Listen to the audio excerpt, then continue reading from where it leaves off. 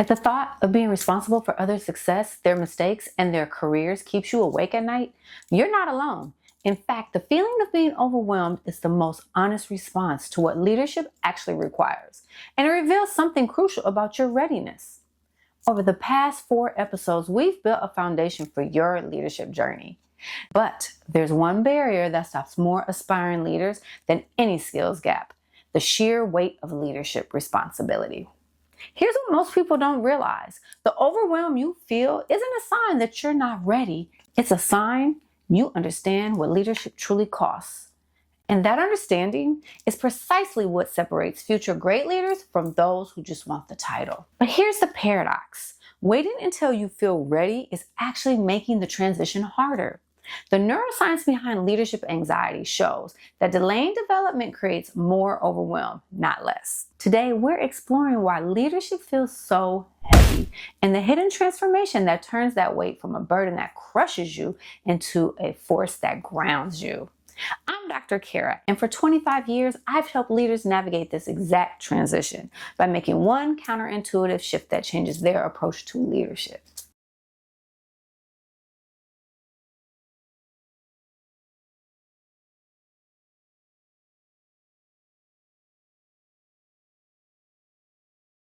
That anxiety you feel comes from a very real place.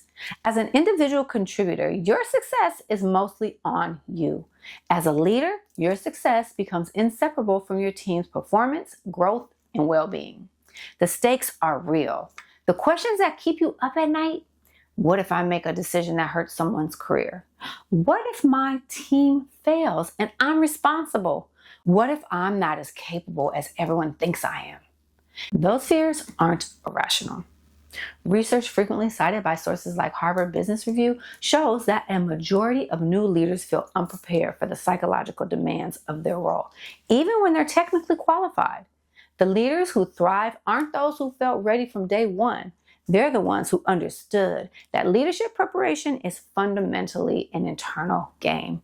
It's not about learning more techniques. It's about building a deep internal foundation that can handle pressure. It's developing the ability to remain centered when things are chaotic, the confidence to act with incomplete information, and the capacity to support others even when you feel uncertain yourself. While you're waiting to feel ready, you're actually training your brain for followership. Every day you defer a tough decision to someone else, you strengthen neural pathways for seeking permission, not taking ownership. Consider, let's call him Marcus, a brilliant software architect who spent 3 years preparing for leadership. He read all the books, he got an MBA, he had all the theory. However, when he finally got the role, he was paralyzed by the weight of it all. Why? Because he never developed the resilience that only comes from real-world practice. Now consider his colleague, let's call her Jennifer. Instead of waiting, she started practicing leadership in small, everyday moments. She built her leadership muscle in low-stakes situations, developing her internal foundation long before she had the title. When Marcus stepped into leadership, every challenge felt like a crisis. When Jennifer stepped into her role, it felt like a natural next step.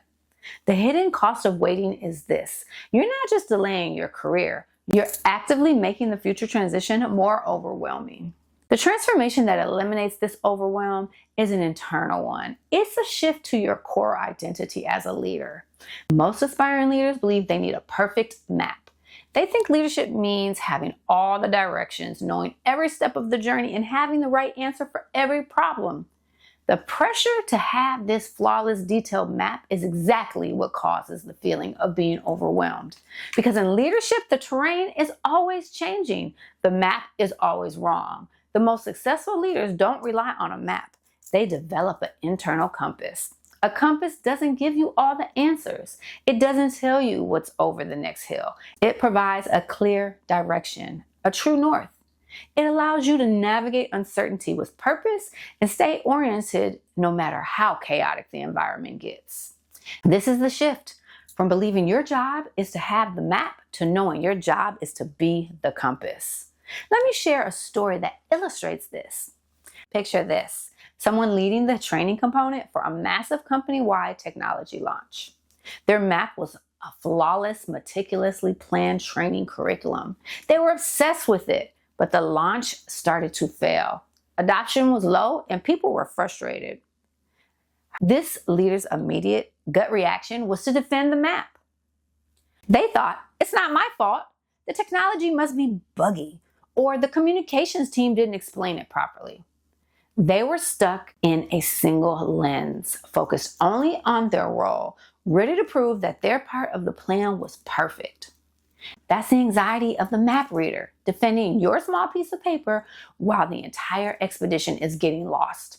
The transformation came when they stopped defending their map and instead oriented themselves to their compass, the project's true north, which was simply help our people succeed with this new tool. With that as their guide, they were no longer a trainer defending a curriculum. They were a leader navigating a complex problem. They sat down with the tech lead, the communications director, and frustrated employees. They weren't there to assign blame.